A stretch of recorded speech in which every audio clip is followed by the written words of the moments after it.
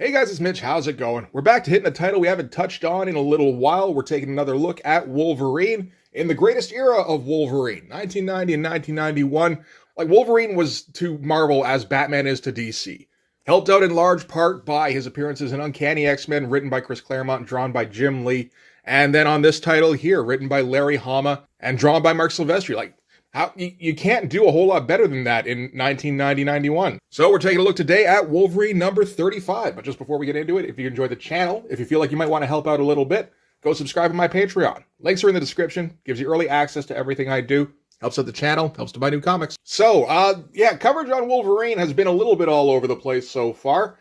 Started initially on issue 38, went all the way up to 43, and was going to jump to 45 when they went into the next thing with the Hunter in Darkness, then realized that we hadn't gone over the issues that originally had the Hunter in Darkness. And I had that issue, so it's like, oh shit, why don't I just review that first? It was a damn good issue, too.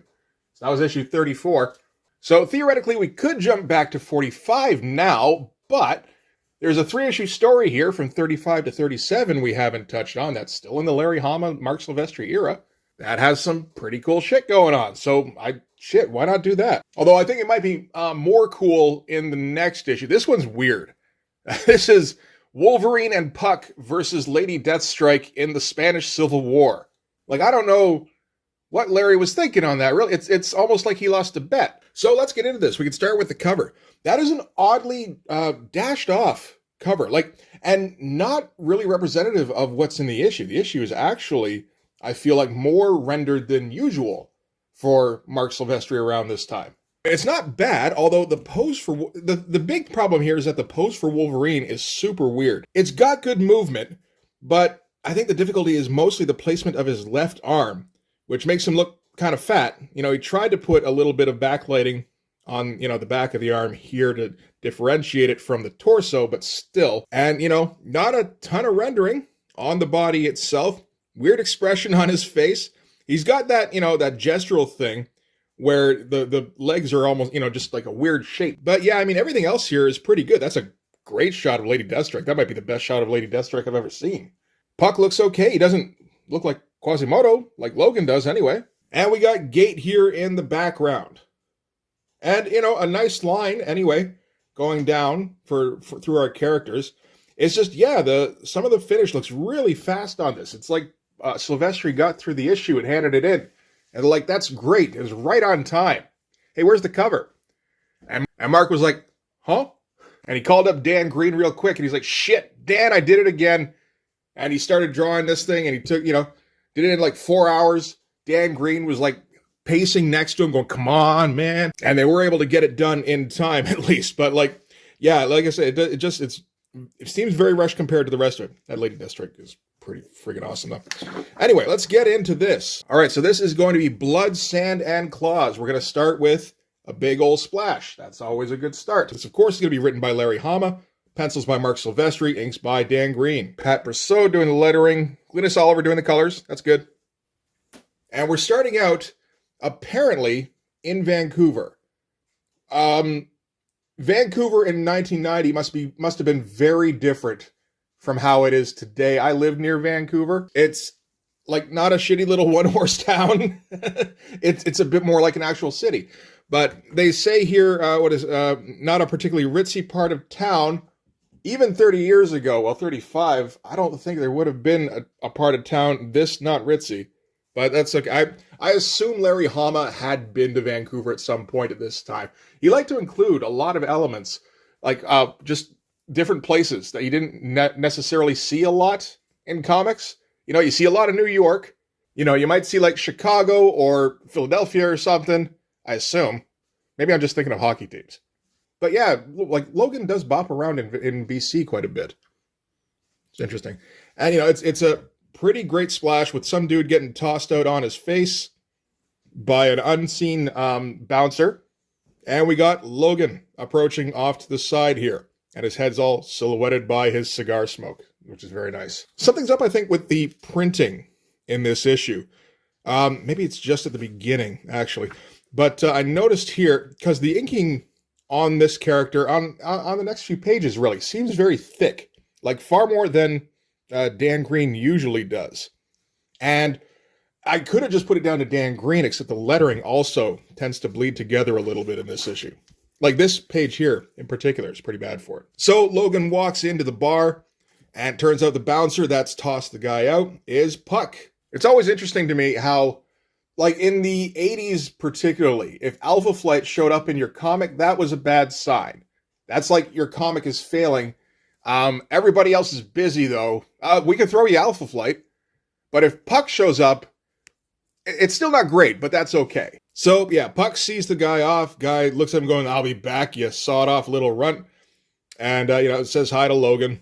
Logan's like, "When did you go back to bouncing for a living?" And he's, "Well, I'm just taking over for a friend." So this is the previous bouncer, who apparently bit off just a bit more than she could chew last time around. Logan's like, "Let me guess, you should have seen the other 5 guys." And she's like, more like 8. And another one of those great candid shots of of Logan and Puck walking into the bar, and like 15 people sitting around. It just all looks right. Not even really a lot of background, but like it doesn't feel like there's anything lacking. There's just enough detail that it fits perfectly. Got this nice little huddled table off in the corner here where everything's all shadowed, but that's just kind of perfect, particularly with Logan and Puck walking in also shadowed. Like this kind of panel is just super impressive to me. This could have been referenced directly. Anyway, so the previous bouncer is going to challenge Logan to a game of Split the Fly. So the way you play Split the Fly is you spit on the table, you pour a little bit of sugar, wait for a fly, and then you stab the fly with a knife. And she did hit it, but she kind of got off center a little bit. So in order to beat her, Logan's going to have to split it clean down the middle. And she hands off the knife to him. Interesting, around this time, this is still at the beginning of Mark Silvestri's run on Wolverine. I think he took over on issue 31, so we're only like 4 or 5 months into it. I mean, he'd been drawing it for years on X-Men, but his Wolverine, like this comic, that always looked a little bit different than what he was doing on Uncanny.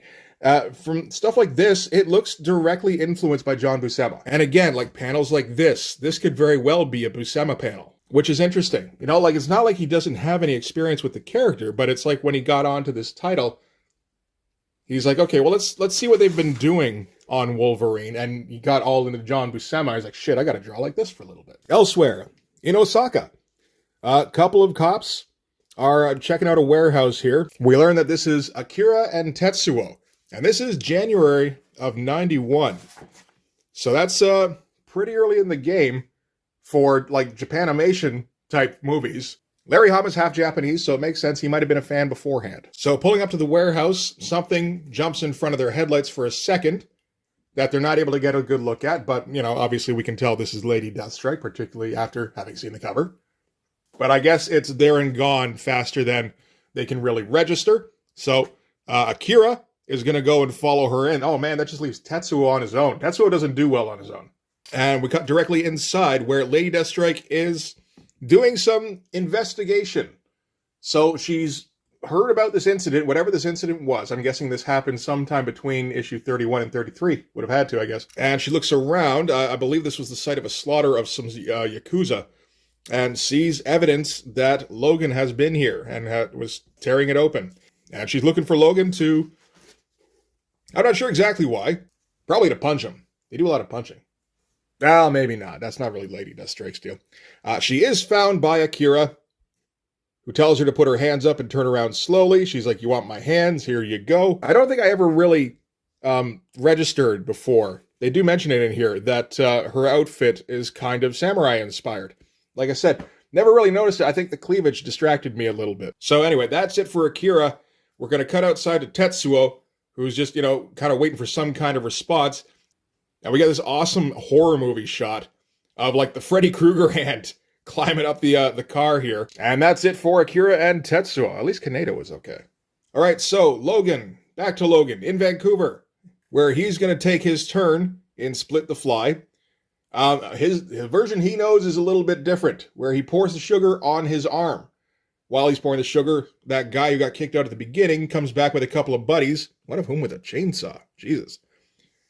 And the bouncer and Puck kind of ignore him for a second. The bouncer here's like, oh, I get it. So it's like a finesse thing, because he's got to split the fly and then not stab himself. And Puck is like, not quite.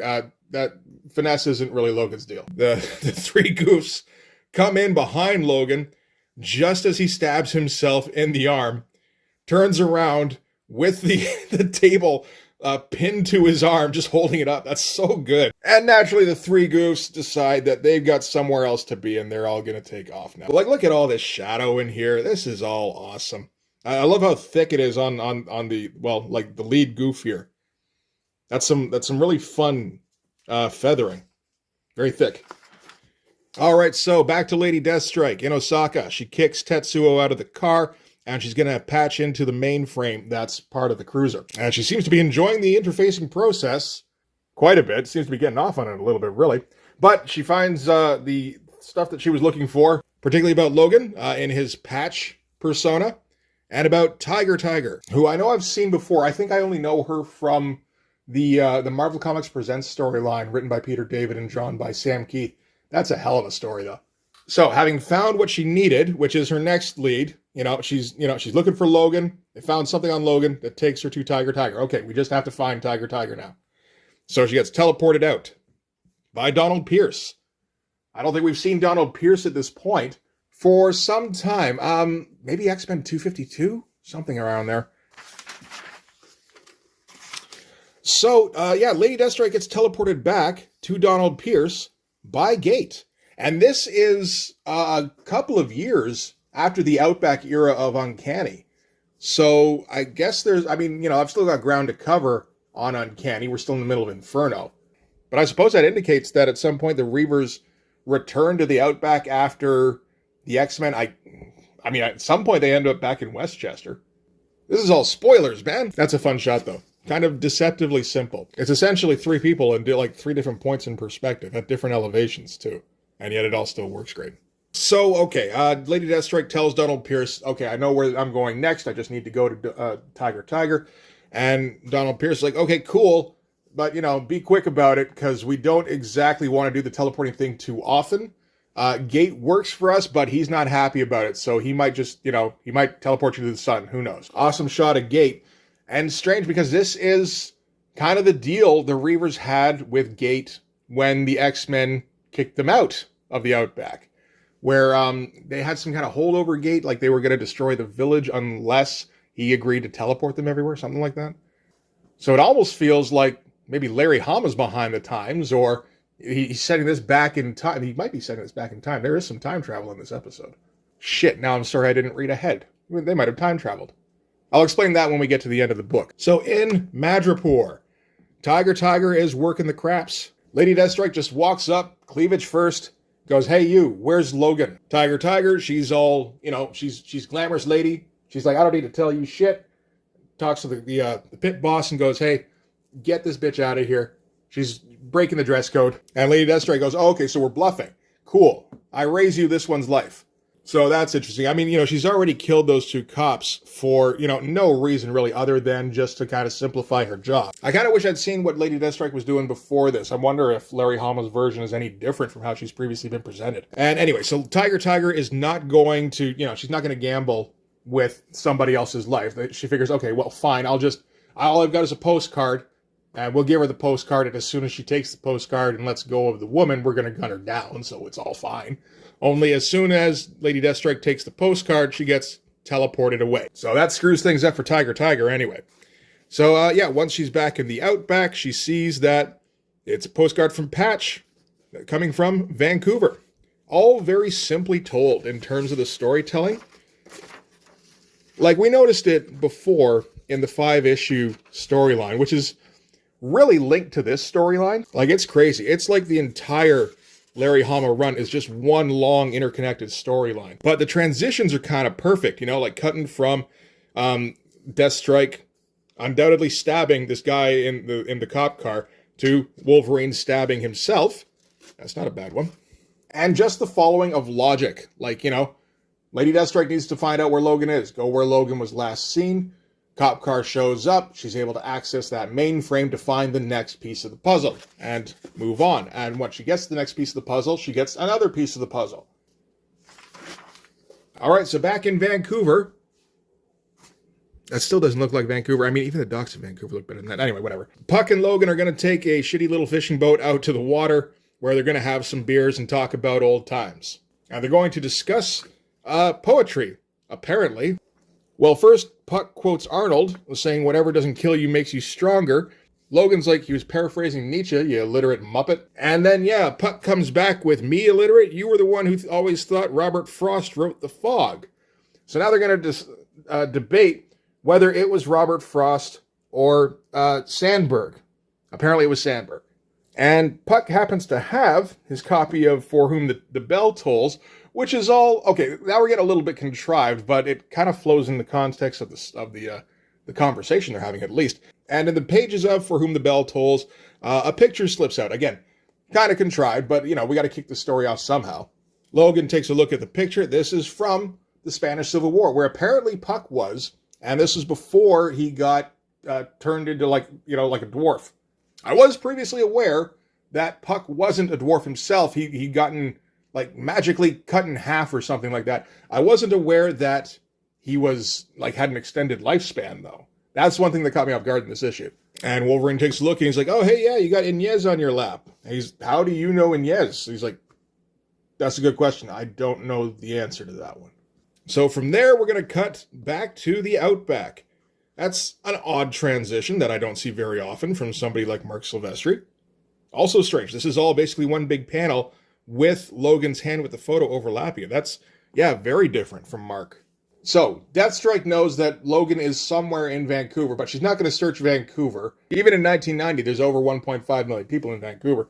And, she says it would take months to find him, and that's if he stayed there the whole time.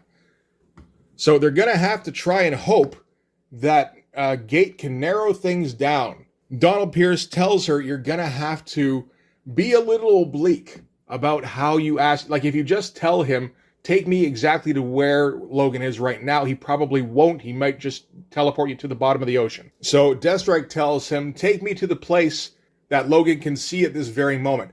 And at that moment back on the boat, Puck is saying to Logan, "Wait, so were you in Spain in 1937? Because that's where that picture was taken."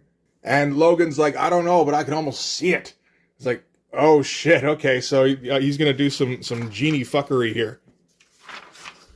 So, Gate opens the portal. Donald Pierce is like, "Holy shit, it worked." Deathstrike jumps through. Great billowing cape, by the way.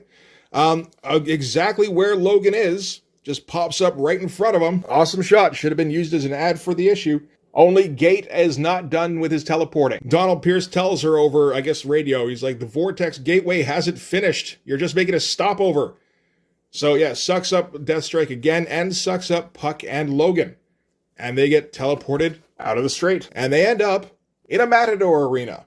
And Puck immediately recognizes the arena. He's like, "I remember this fight. This is Spain in 1937. It's like, well, that's convenient that your memory is so damn good about that particular moment, at least. It looks like he's getting there at a tough time, right when the previous Matador is getting gutted. That looks like a blood streak coming out. I don't think it's coming out of the bowl either. Up in the stands, the people that were in that photo that Logan previously picked up don't seem too disturbed by the fact that Puck and his buddy have appeared out of nowhere. They're just like, "Get out of there before you get gored." But Inez is like, "No, he's told me. He's the best Matador of all time. It must be true." Logan's like, "We got to get moving. Deathstrike might be right behind us." Puck is like, "I don't care. I'm tall and there's a sword over there. I'm going to fight that bull." So apparently he did used to be a Matador at some point. I'm not sure when. They're not going to stop and tell us that. But so he picks up a sword and he's going to do his ole. And there's some pretty great stuff on this. The panel here where he gives us a bit of an angle, pretty much silhouettes Puck here, borderless panel. So you get that kind of unending moment, like everything else is kind of fading away. It's just Puck and the bull and these two women running away. Or maybe they're guys. They're probably guys. They're just, in hats. This one here, in addition to being a cool shot of Deathstrike, it's also very economical. You got a vertical panel and you fit Deathstrike, Logan, and Puck all in the same shot. And keep it clear about what's happening. That is actually impressive. So Puck picks up the, I don't know what you call it, the Matador blanket. And he is apparently still super agile, like how he was previously. Because he's able to do the Matador thing with ease. And Logan makes his way back up to the stands. and just kind of grabs the bottle of vino off of the dude who knows Puck and starts drinking. And nobody seems, again, too disturbed that he's there. So I don't know exactly what the deal is there. I have to assume that's going to get explained later in the story. It seems like a 12 Monkeys kind of thing, where, you know, he was always there because he always time traveled there. I don't know. It could be wrong. So Puck keeps olaying the bull, and he's, like, pretty much winning. Like, look how just, like, casually good that pose is. That's so good. And the crowd's like, cool, kill that bull. That's what you're supposed to do now. But he kind of asks to spare the bull's life because Puck's a lover, not a fighter. Only I guess he didn't say it loud enough because the incoming Stuka attack wipes the bull out completely, just like fucking North by Northwest's that. As it zooms in on the arena, Puck leaps out of the way because, you know, again, enhanced agility. Logan yells at him to get running. There's a full-on bombing run going on. They go to get to the top of the arena so they can look out at the city. And that's when they find out that the city they're in is Guernica. So yeah, they've managed to travel to Guernica on April 26, 1937, which is the day that a massive bombing raid took place by the Luftwaffe. And this was a bombing raid that took place over the course of 3 hours, killed about 1,600 civilians, and was, part of a central part of the Spanish Civil War. And of course, inspired the Pablo Picasso painting. And, just kind of a crazy shot of the city being bombed. There's a bit of work being put into this. I'm not sure how much he's actually using a vanishing point here versus how much he's eyeballing, but I think at this point Mark Silvestri's been doing this long enough where he doesn't necessarily have to. This is all essentially 2-point perspective, which I think he can toss off fairly easily. But all that bombing looks incredible. So while they're watching that, the Stuka comes back for another pass. He left a few civilians alive the first time. He's like, well, we're going to take care of that. So Logan yells at Puck to toss him the sword. So he does. And Logan, when he's making his pass, Logan throws the sword at the plane and apparently pierces the plane. You get the impression it hits him in like the leg or the stomach or something, like it goes right through. And the plane goes veering off towards a cathedral where it crashes into the spire. Great looking stuff. Silly as hell. I love the shadowing on this face. I like the clouds he's got coming in here. And again, these explosions look pretty great. And wouldn't necessarily have taken a ton of time to do a shot like this, given that he silhouetted the cathedral here. Theoretically, this might have been a bit of a quicker page, at least compared to something like this. This is the kind of thing that would take me forever. And Puck's like, hey, nice throw. You did it lefty, too. Hey, he's like, well, yeah, I had to even things up. He didn't have a sword. Which I enjoy. That's a fun line. Puck's buddies from earlier pull up in a Rolls, and they're going to make their way to safety through the streets of Guernica while it's being bombed. Puck is still having a great time, though. He's like, man, this is the best time of my life. I can't believe I get to come back to this. It's like, yeah, well, we also have Deathstrike somewhere around here, so let's try not to forget that, okay? Meanwhile, off in the distance, Deathstrike is watching, but she has to watch him speed away. She doesn't have any way to follow him directly because she doesn't have any contact with Gate while she's in the past. They just have to kind of hope that it all kind of works out. She's just kind of like, where is he going? And where are we now? I don't think this is Vancouver. I get the feeling this was going to be Lady Deathstrike's first trip to Vancouver. I think she was a little excited, and now she's gotten here. This is definitely not where she was supposed to be. Now she's all disappointed. She took it out on the nearest Nazi patrol. Cool page with the slow zoom out, where she gets snuck up on, I guess, by another Nazi patrol. Probably a much larger one by the looks of it. And the captain here says, okay, I don't know who you are, but you seem to have done some bad shit to some of my men, so you're going to get hung now. And that's where we're going to leave off for this issue. Cool shot to end on, with Lady Deathstrike, yeah, just facing off against a bunch of Nazis. Sure. An interesting point in the letters here, I actually managed to catch one, where they're mentioning Wolverine's age. So this is something that Larry Hama is starting to bring into things, and I mean, this issue also suggests that Wolverine was around at least in 1937 and probably didn't look very different from how he looks at this time. And they mention in the letter that back in Uncanny X-Men number 258, it was said that he was an adult in World War II. Actually, they said the same thing in the previous issue to this, where he was the sergeant for that, the old Mountie that previously was the raw rookie. Yeah, in like World War II, I think it was. Or maybe it was Korea. Actually, I think it was Korea. So yeah, it's an interesting time because we're just starting to learn things about Logan. Like that, like he's got all sorts of mysterious past stuff, which before was just like, it wasn't even mysterious past really. It's just like, well, we can't tell you everything about every character. He's had adventures before. That's all you need to know, really. And Larry Hama and Barry Windsor-Smith were like, man, it's way weirder than that. So yeah, that's it for Wolverine number 35. Weird issue. Wolverine, what did he do? He played a game of Knifey Spoony and he got teleported back to the Spanish Civil War. Not a ton of action, just a lot of like, I don't know what's going on, but like, I guess we can check out where it's going in the next issue. I think the next issue will have a bit more plot development. At the very least, it has a kick-ass cover anyway. But yeah, that's going to do it. Fun issue. Awesome looking artwork. Like it feels like they went overtime on the rendering in this, which is so good. A couple of issues from now, Mark and Dan are having to speed things up a little bit. I think not much, but just a little bit past this, it feels like Mark is getting a bit of extra time, or maybe even Dan Green is, to get a few more strokes in with the feathering, spot your blacks a little bit better, that kind of thing. And just a great looking comic. So yeah, we'll keep going with Blood and Claws next time, but for this one anyway, that's going to do it. Thanks very much for watching. If you like this video, please hit like, hit subscribe, hit the notifications so you know when the next one's coming out. Go over and subscribe on my Patreon. Links are in the description, gives you early access to everything I do, from the Blood Force stuff to the YouTube videos before they get uploaded to YouTube, as well as some Patreon exclusive content. You can also follow me on Instagram and DM me there for commissions. And you can join the Blood Force Discord server. But yeah, that's going to do it. Thanks again for watching, guys. I'll see you in the next one. Bye-bye.